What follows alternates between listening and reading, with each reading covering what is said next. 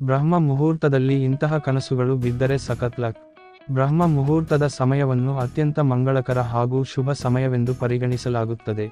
ಇಂತಹ ಶುಭ ಸಮಯದಲ್ಲಿ ನಾವು ಕಾಣುವಂತಹ ಕನಸುಗಳು ನಮಗೆ ಶುಭವನ್ನು ತರುವುದೇ. ಬ್ರಹ್ಮ ಮುಹೂರ್ತದಲ್ಲಿ ಕಾಣುವ ಯಾವೆಲ್ಲ ಕನಸುಗಳು ನಮ್ಮ ಜೀವನಕ್ಕೆ ಅದೃಷ್ಟದ ಸೂಚನೆಯಾಗಿದೆ.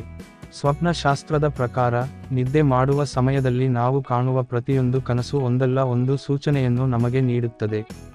ಇಂತಹ ಕನಸುಗಳು ನಮ್ಮ ಜೀವನಕ್ಕೆ ಕೆಲವೊಮ್ಮೆ ಶುಭ ಸೂಚನೆಯಾಗಿದ್ದರೆ ಇನ್ನು ಕೆಲವೊಮ್ಮೆ ಅಶುಭ ಸೂಚನೆಯಾಗಿರುತ್ತದೆ. ನಮ್ಮ ಹಿರಿಯರಾಗಿರಬಹುದು ಅಥವಾ ಸ್ವಪ್ನ ಶಾಸ್ತ್ರದಲ್ಲಾಗಿರಬಹುದು, ನಾವು ಮುಂಜಾನೆ ಬ್ರಹ್ಮ ಮುಹೂರ್ತದಲ್ಲಿ ಕಾಣುವಂತಹ ಕನಸುಗಳು ನೆರವೇರುವುದು ಎನ್ನಲಾಗುತ್ತದೆ.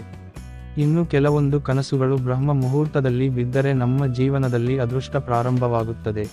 ಬನ್ನಿ ಅಂಥ ಕನಸುಗಳ ಬಗ್ಗೆ ತಿಳಿದುಕೊಳ್ಳೋಣ. ಅದಕ್ಕೂ ಮೊದಲು ನೀವು ನಮ್ಮ ಚಾನೆಲ್ಗೆ ಸಬ್ಸ್ಕ್ರೈಬ್ ಆಗಿಲ್ಲ ಅಂದಿದ್ದರೆ ಸಬ್ಸ್ಕ್ರೈಬ್ ಆಗಿ ಮತ್ತು ಶೇರ್ ಮಾಡಿ. ಸ್ವಪ್ನ ಶಾಸ್ತ್ರದ ಪ್ರಕಾರ ನೀವು ಬ್ರಹ್ಮ ಮುಹೂರ್ತದ ಸಮಯದಲ್ಲಿ ಕನಸಿನಲ್ಲಿ ನೀರಿನ ಮಡಕೆಯನ್ನು ನೋಡಿದರೆ ಅದನ್ನು ಅತ್ಯಂತ ಶುಭ ಕನಸು ಎಂದು ಪರಿಗಣಿಸಲಾಗುತ್ತದೆ. ನೀರಿನ ಮಡಕೆಯ ಕನಸು ನಿಮ್ಮ ಮುಂದಿನ ಜೀವನದಲ್ಲಿ ನೀವು ಹಣಕ್ಕೆ ಸಂಬಂಧಿಸಿದಂತೆ ಕೆಲವು ಒಳ್ಳೆಯ ಸುದ್ದಿಗಳನ್ನು ಪಡೆದುಕೊಳ್ಳುತ್ತೀರಿ ಎಂದು ಹೇಳುತ್ತದೆ. ಆದರೆ ನೀವು ಖಾಲಿ ಮಡಕೆಯನ್ನು ಕನಸಿನಲ್ಲಿ ನೋಡಬಾರದು. ಬ್ರಹ್ಮ ಮುಹೂರ್ತದ ಸಮಯದಲ್ಲಿ ನೀವು ಕನಸಿನಲ್ಲಿ ಭಾರೀ ಮಳೆಯಾಗುವುದನ್ನು ನೋಡಿದರೆ ಅದು ಶುಭ ಮತ್ತು ಅದೃಷ್ಟದ ಸೂಚನೆಯಾಗಿದೆ. ಸ್ವಪ್ನ ಶಾಸ್ತ್ರದ ಪ್ರಕಾರ ಕನಸಿನಲ್ಲಿ ಭಾರೀ ಮಳೆಯನ್ನು ನೋಡಿದರೆ ನಿಮ್ಮ ದುಃಖದ ದಿನಗಳು ಮಾಯವಾಗುವುದು ಹಾಗೂ ಸಂಪತ್ತನ್ನು ಗಳಿಸುವ ಮಾರ್ಗ ತೆರೆದುಕೊಳ್ಳುವುದು ಎಂದು ಹೇಳಲಾಗುತ್ತದೆ. ಇದು ನಿಮಗೆ ಧನಾಗಮನದ ಸೂಚನೆಯಾಗಿರುತ್ತದೆ. ಸ್ವಪ್ನ ಶಾಸ್ತ್ರದ ಪ್ರಕಾರ ಬ್ರಹ್ಮ ಮುಹೂರ್ತದ ಸಮಯದಲ್ಲಿ ನೀವು ನದಿಯಲ್ಲಿ ಸ್ನಾನ ಮಾಡುತ್ತಿರುವಂತೆ ಕನಸು ಕಂಡರೆ ಅಥವಾ ಇನ್ನಾವುದೋ ವ್ಯಕ್ತಿ ನದಿ ಸ್ನಾನ ಮಾಡುತ್ತಿರುವಂತೆ ಕನಸು ಕಂಡರೆ ಇಂತಹ ಕನಸನ್ನು ಅತ್ಯಂತ ಶುಭ ಹಾಗೂ ಮಂಗಳಕರವೆಂದು ಹೇಳಲಾಗುತ್ತದೆ. ಇಂತಹ ಕನಸುಗಳು ಕೂಡ ನಿಮಗೆ ಧನಾಗಮನದ ಸೂಚನೆಯಾಗಿರುತ್ತದೆ. ಬಹು ದಿನಗಳಿಂದ ಎಲ್ಲೋ ಕಳೆದು ಹೋಗಿರುವ ನಿಮ್ಮ ಹಣ ಈ ಶೀಘ್ರದಲ್ಲೇ ನಿಮ್ಮ ಕೈ ಸೇರಲಿದೆ ಎಂದು ಇದು ಹೇಳುತ್ತದೆ.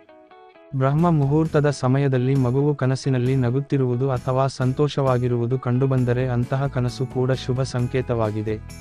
ಈ ಕನಸು ದೇವರು ನಿಮ್ಮ ಬಗ್ಗೆ ಸಂತೋಷವಾಗಿದ್ದಾನೆ ಮತ್ತು ಶೀಘ್ರದಲ್ಲೇ ನಿಮ್ಮ ಜೀವನದಲ್ಲಿ ಸಂತೋಷವನ್ನು ತರಲಿದ್ದಾನೆ ಎಂಬುದನ್ನು ಈ ಕನಸು ಸೂಚಿಸುತ್ತದೆ. ಇದಲ್ಲದೆ ಹಣ ಗಳಿಸುವ ಹೊಸ ಮಾರ್ಗಗಳು ಸಹ ತೆರೆದುಕೊಳ್ಳಲಿವೆ ಎಂಬುದನ್ನು ಇದು ನಿಮಗೆ ವರ್ಣಿಸುತ್ತದೆ. ಸ್ವಪ್ನ ಶಾಸ್ತ್ರದ ಪ್ರಕಾರ ನೀವು ನಿಮ್ಮ ಕನಸಿನಲ್ಲಿ ಬ್ರಹ್ಮ ಮುಹೂರ್ತದ ವೇಳೆ ಧಾನ್ಯಗಳ ರಾಶಿಯನ್ನು ನೋಡಿದರೆ ಅಂತಹ ಕನಸುಗಳನ್ನು ಶುಭ ಹಾಗೂ ಮಂಗಳಕರವೆಂದು ಪರಿಗಣಿಸಲಾಗುತ್ತದೆ. ಈ ಕನಸು ಮುಂದೊಂದು ದಿನ ನೀವು ದೊಡ್ಡ ಮಟ್ಟದ ಆರ್ಥಿಕ ಲಾಭವನ್ನು ಪಡೆದುಕೊಳ್ಳಲಿದ್ದೀರಿ ಎಂಬುದನ್ನು ಹೇಳುತ್ತದೆ. ಈ ರೀತಿಯಾದ ಕನಸುಗಳು ಬಿದ್ದಾಗ ಆನಂದಿಸುವುದು ಮುಖ್ಯ.